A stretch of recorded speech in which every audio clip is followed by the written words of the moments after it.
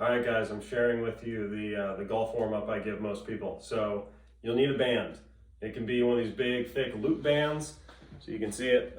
This one's from Rogue Fitness. You can get anything like that. I think the red one's too thick. I would go for like the orange one. It's usually the best one. It's a little bit lighter. Or just get a TheraBand.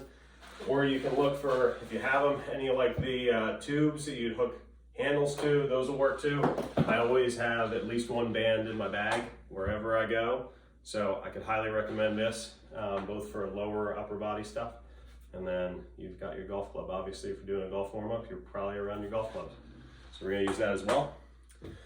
First thing though, lunges. You're gonna do some reverse lunges. You don't have to touch the knee to the ground. All I need you to do is keep weight on the lead foot. I'm gonna do it on this side now.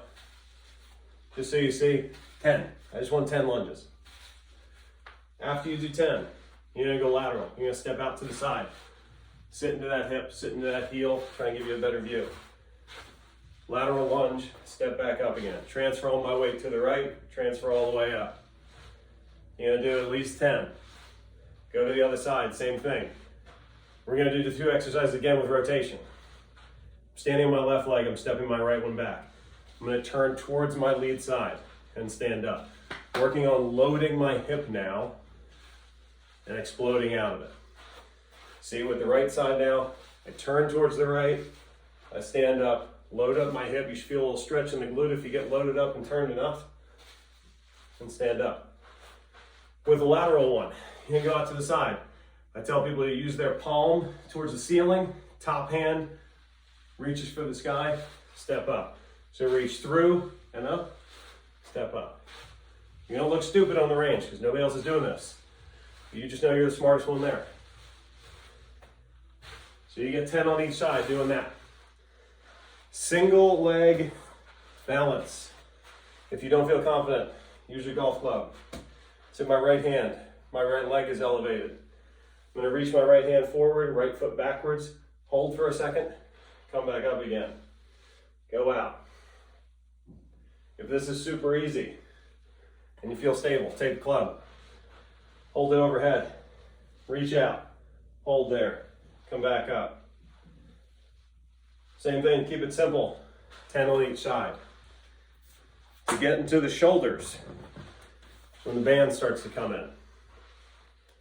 I want your hands to be inside your shoulders, not really far out. So grab the band, make it kind of hard to do this. Pull apart. Elbows staying close to your body. Open it up. I want to do it in a golf posture. Pull it apart, bring it back in. 10 of those. Go a little wider. Pull it all the way apart till it touches your chest. You get here.